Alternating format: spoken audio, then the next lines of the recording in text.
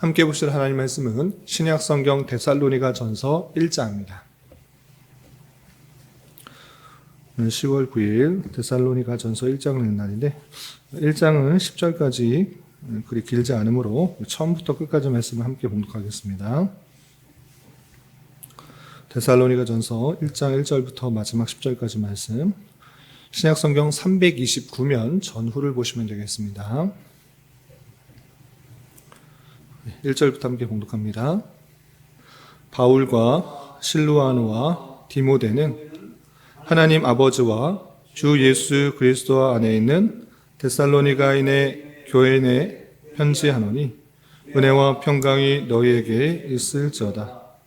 우리가 너희 모두로 말미암아 항상 하나님께 감사하며 기도할 때 너희를 기억함은 너희의 믿음의 역사와 사랑의 수고와 우리 주 예수 그리스도에 대한 소망의 인내를 우리 하나님 아버지 앞에서 끊임없이 기억하매니 하나님의 사랑하심을 받은 형제들아 너희를 택하심을 아노라.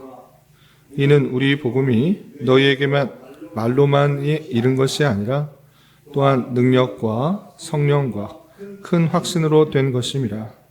우리가 너희 가운데서 너희를 위하여 어떤 사람이 된 것은 너희가 아는 바와 같으니라. 또 너희는 많은 환난 가운데서 성령의 기쁨으로 말씀을 받아 우리와 주를 본받은 자가 되었으니 그러므로 너희가 마게도냐와 아가야에 있는 모든 믿는 자의 본이 되었느니라.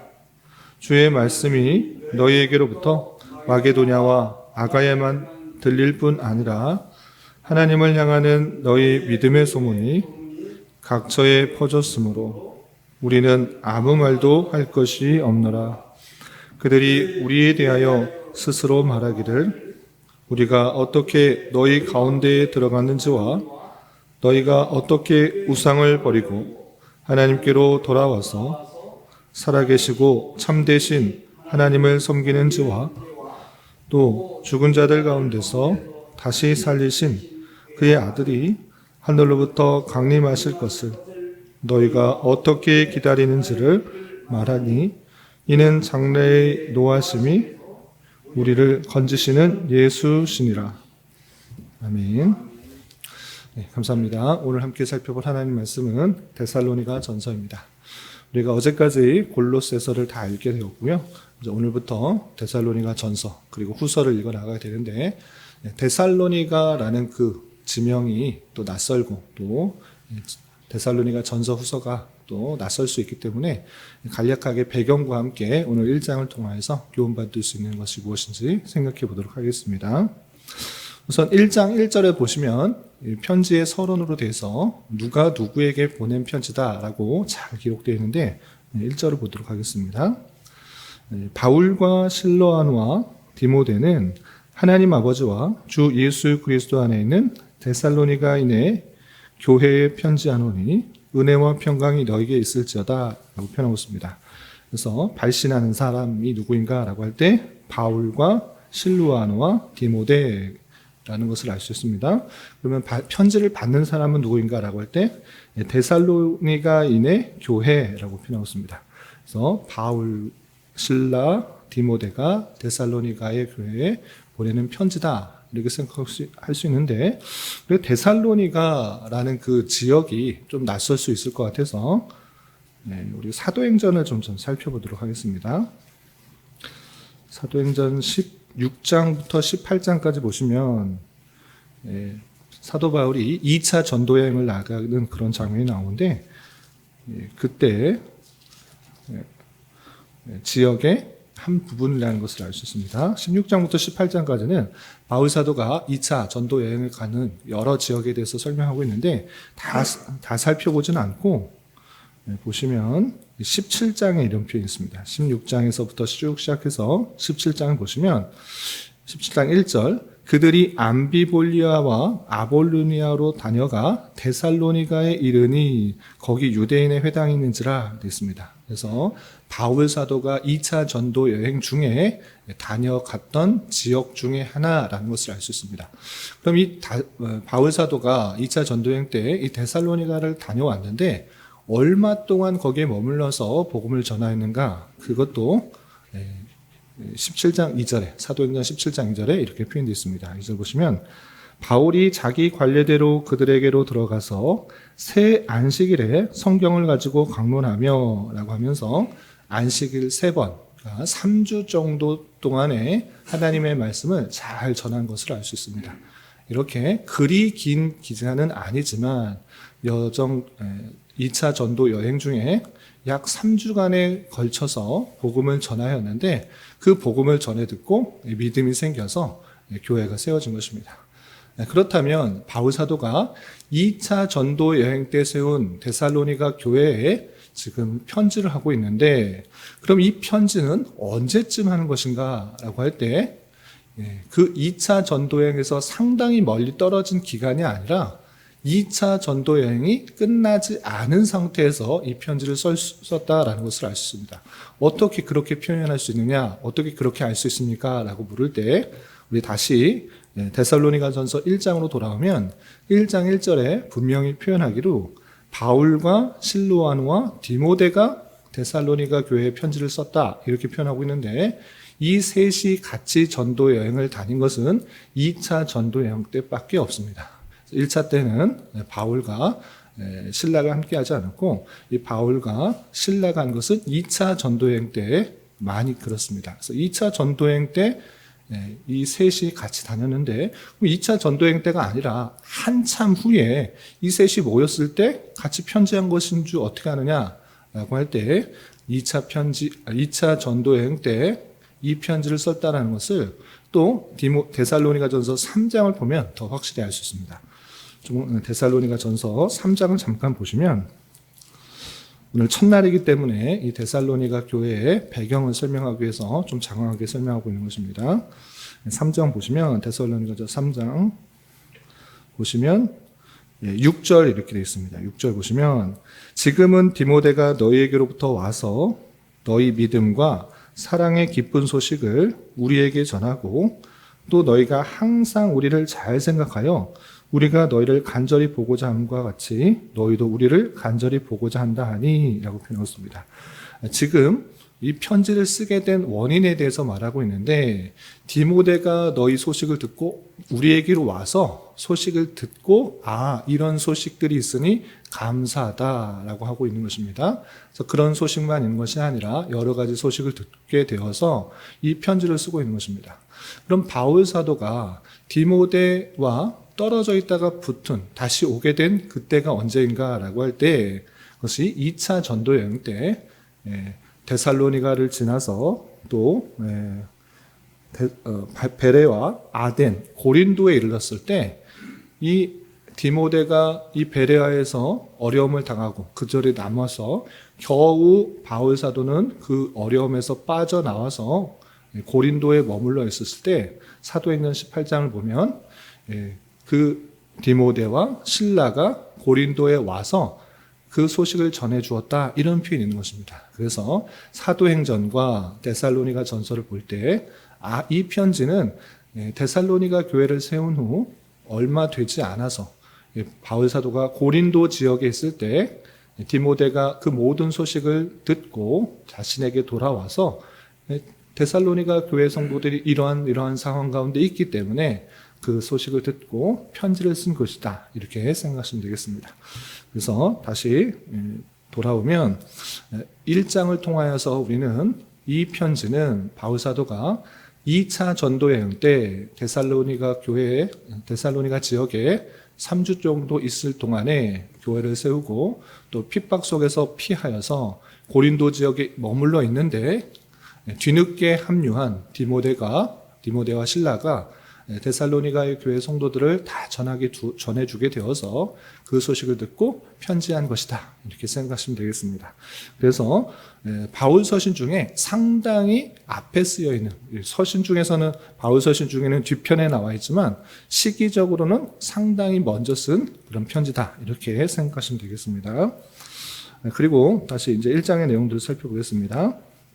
2절, 3절 계속해서 보시면 우리가 너희 모두로 말미암아 항상 하나님께 감사하며 기도할 때 너희를 기억함은 너희로 말미암아 항상 감사한다.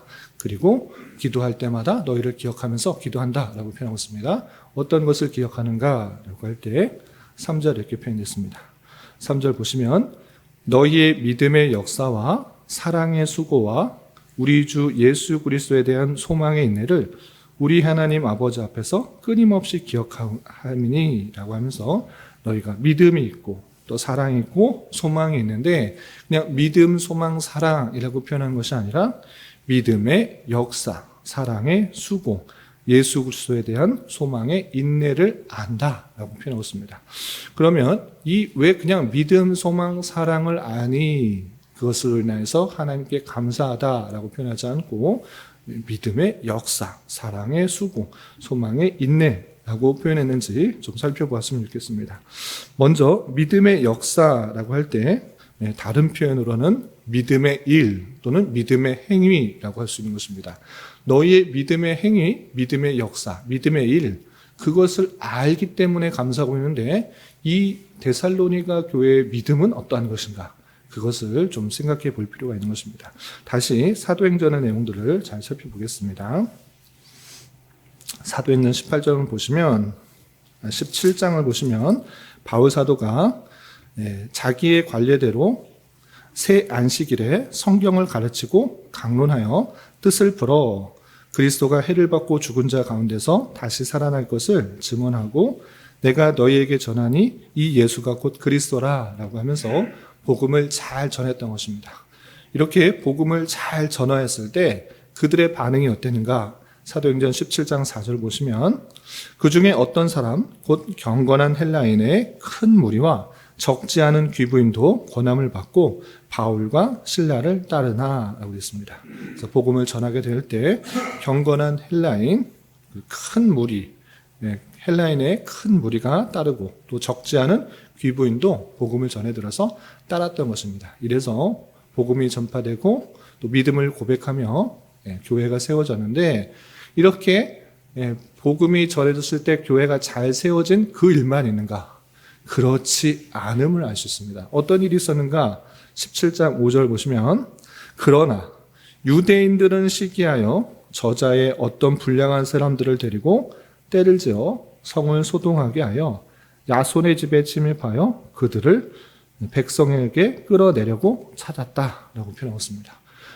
데살로니가 교회 성도들은 잘 믿으려고 많은 사람들이 또 믿음을 가지고 또 귀부인까지 믿는 사람들이 나타나는데 오히려 그것을 시샘하는 그것이 잘못됐다라고 하는 사람이 나타난 것입니다.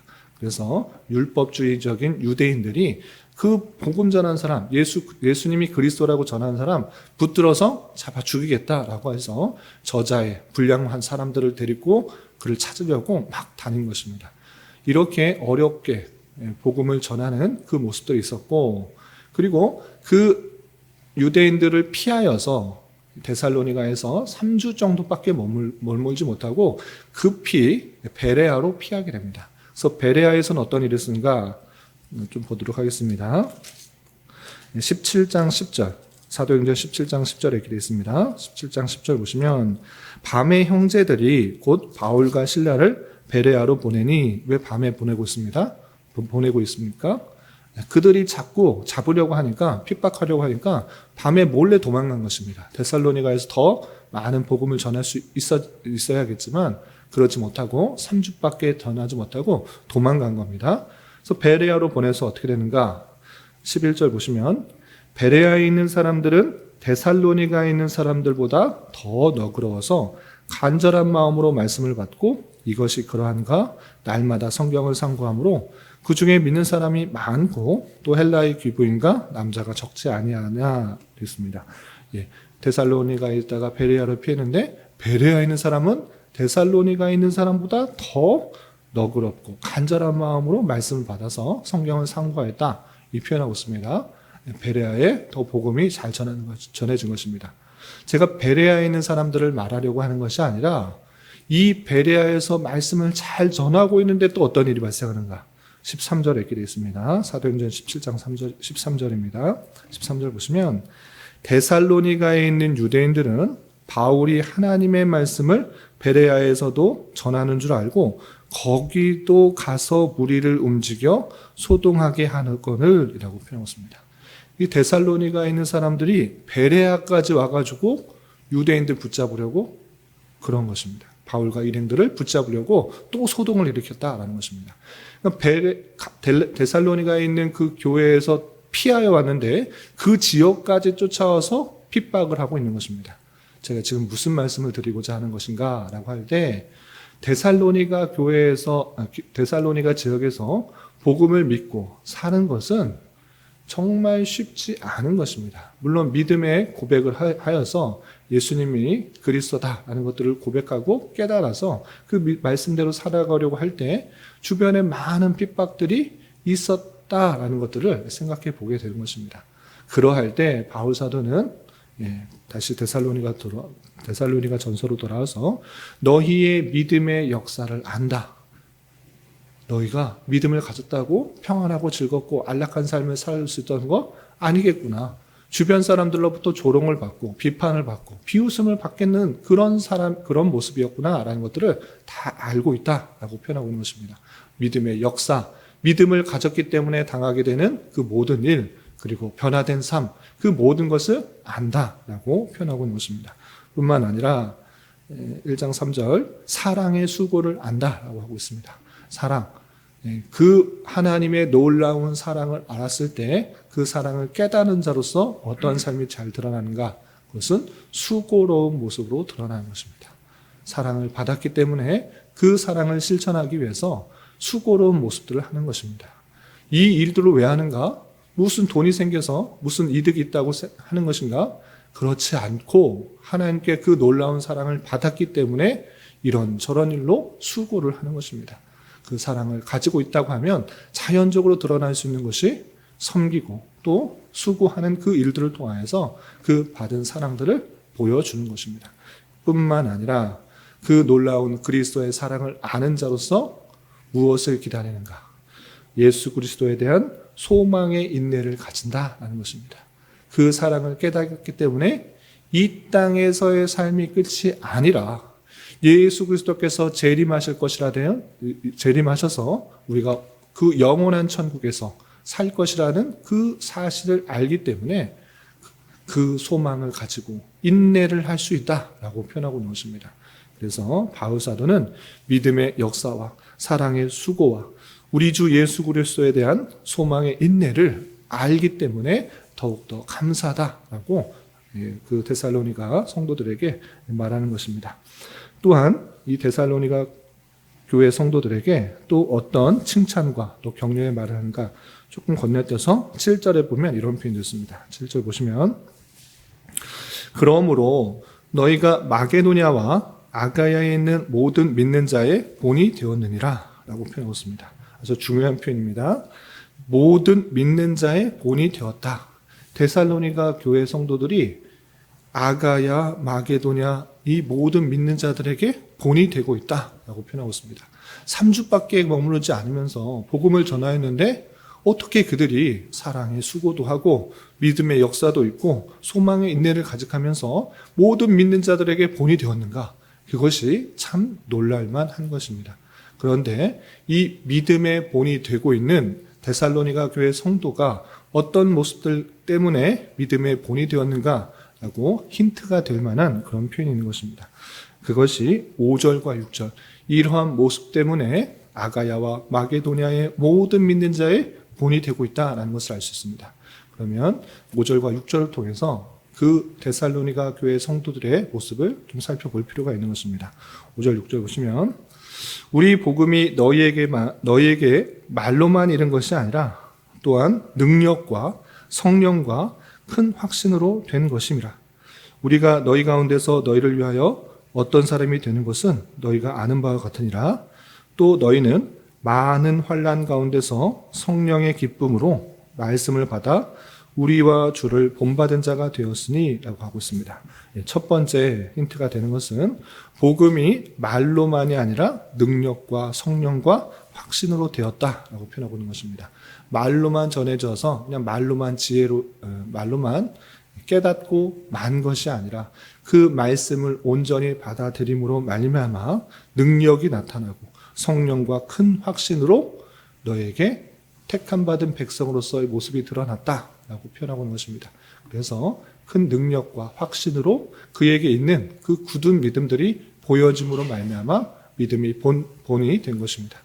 그런데 6절에서 표현이 더 구체적으로 그 믿음을 가진 것으로 말미암아 큰 능력과 확신으로 그들이 택한 백성이 된 것이 드러남으로 말미암아 이런 일이 있었기 때문에 모든 믿는 자의 본이 되었다라고 표현하고 있는 것입니다. 그래서 6절에서 보시면 너희는 많은 환난 가운데서 성령의 기쁨으로 말씀을 받아 우리와 주를 본받은 자가 되었으니 라고 표현하고 있습니다.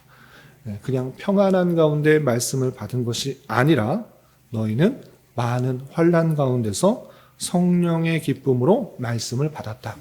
환난 가운데 있을 때, 많은 환난과 어려움이 있을 때 기쁨으로 말씀을 받아 성령께서 주시는 기쁨으로 말씀을 받아들였다. 이것이 참으로 귀한 것입니다. 어렵고 힘들 때 원망과 불평과 낙담하는 것이 아니라 다시 성령께서 주시는 그 기쁨으로 말씀, 하나님께서 주시는 말씀을 붙잡는 것, 그것이 참으로 귀한 것입니다. 그래서 말씀을 본받아서 어떻게 되는가? 우리와 주를 본받은 자가 되었다. 사도의 일행과 또 주를 본받는 자, 그것이 참으로 믿는 자의 본이다 라고 표현하고 있는 것입니다. 그렇기 때문에 이 말씀을 통해서 우리의 삶을 도전받을 수 있는데 그냥 평안하고 즐거울 때 그냥 신앙생활 하는 것, 그것은 어쩌면 누구나 더 할 수 있는 일일 것입니다.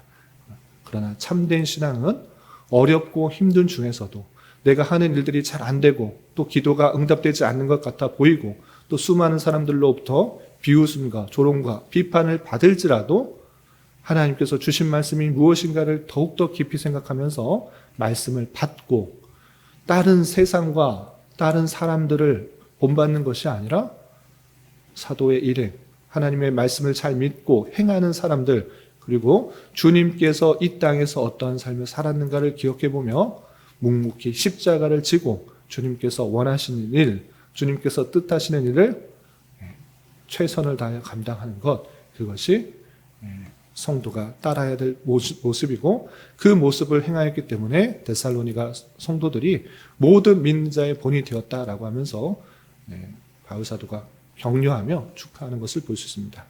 이 말씀에 따라 우리 또한 데살로니가 성도들처럼 더욱더 어렵고 힘든 중에서도 주님의 말씀을 굳게 붙잡고 말씀을 받아 주님을 닮아가기에 더욱더 힘쓰므로 말미암아 믿음의 역사와 사랑의 수고와 소망의 인내를 잘 감당하는 자가 되어야 될 것입니다. 이런 저와 여러분 되시기를 주님의 이름으로 부탁을 드립니다. 기도하겠습니다. 하나님 아버지 감사합니다. 오늘 말씀을 통하여 사도 바울이 데살로니가 교회에 모범적인 신앙을 지킨 것에 대하여 격려하며 감사하는 말씀을 대하였습니다. 이런 말씀을 대하는 자로서 많은 환난 가운데 있을지라도 주님 주신 말씀을 받아 더욱더 주를 본받기에 힘쓰는 자가 되게 하시고 주어진 자리에서 믿음의 역사와 사랑의 수고와 예수 그리스도에 대한 소망의 인내를 잘 감당할 수 있도록 인도하여 주시옵소서. 주님, 10월은 감사하는 주제로 한 달을 보내려고 합니다. 한 해를 되돌아보며 우리에게 행하신 모든 일들을 인하여 참된 기쁨과 감사가 풍성한 시간 되게 하여 주시옵소서. 주님, 나라를 위하여 기도합니다. 대내외적으로 여러 가지 어려움 속에 정치적, 경제적, 문화적 많은 혼란과 나눔이 있습니다.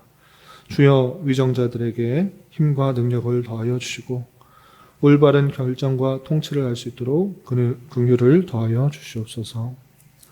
주님, 교회 내 육체의 연약함과 연로함으로 인하여 가족의 전도와 신앙을 위해, 자녀의 학업과 진로를 위해, 직장과 사업장의 문제로 주님께 간절히 기도하는 여러 지체들이 있사오니 주님께서 그 모든 상황과 여건, 마음과 생각을 주장하여 주셔서 우리의 기대와 소망보다 훨씬 더 풍성한 것들로 채워주시는 하나님을 깊이 경험할 수 있는 기회 되도록 인도하여 주시옵소서. 오늘 저녁에 있는 수요 성경 공부 시간에도 주님 함께하여 주실 줄 믿으며 이 시간 각자 간절하게 간구하는 기도 제목 주님께서 들으시고 가장 선한 것들로 응답하여 주시옵소서. 예수님의 이름으로 기도 올리옵나이다. 아멘.